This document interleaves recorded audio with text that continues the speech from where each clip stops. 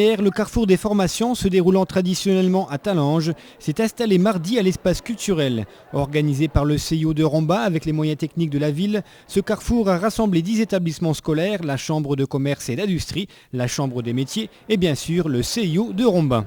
L'objectif est très simple, les élèves arrivent maintenant aux approches des activités d'orientation, c'est-à-dire que bientôt ils vont devoir prendre une décision d'orientation.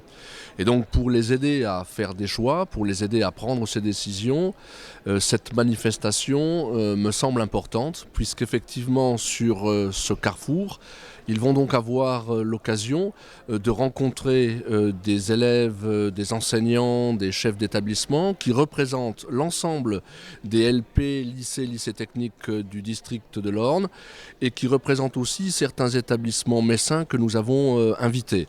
Et donc ils peuvent là se rendre compte de ce que c'est que le LP de Romba, de ce que c'est que le lycée technique de Talange, de ce que c'est que le lycée professionnel du bâtiment et donc d'y repérer les formations qui sont proposées dans ces établissements. Destiné aux élèves de 3e général, 3e technologique, 3e d'insertion ou des lycées professionnels du district, ce carrefour a permis aux élèves d'obtenir toutes les informations concernant les carrières souhaitées, du secrétariat à l'hôtellerie en passant par les filières techniques ou agricoles.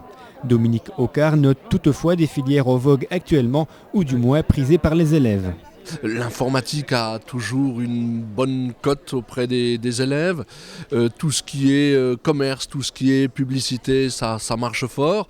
Il y a par contre des professions qui, elles, sont moins enviées. On n'a pas trop envie d'y aller.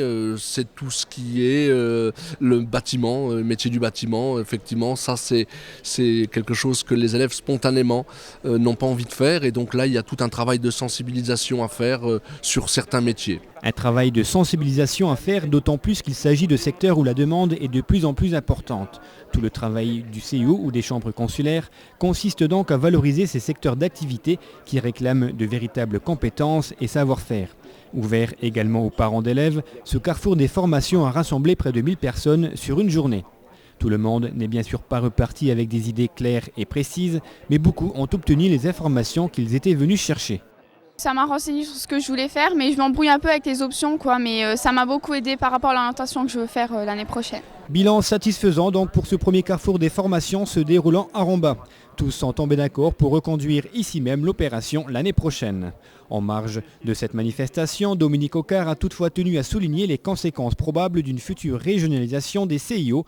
Le paysage de l'orientation pourrait être transformé. Je crois qu'à terme, on sera peut-être plus en établissement scolaire. À terme, on peut craindre qu'effectivement, nous n'ayons plus ces missions d'accompagnement, ces missions d'écoute, ces missions d'aide au public en difficulté. Des conséquences qui restent cependant à confirmer et à vérifier. Un dossier à suivre.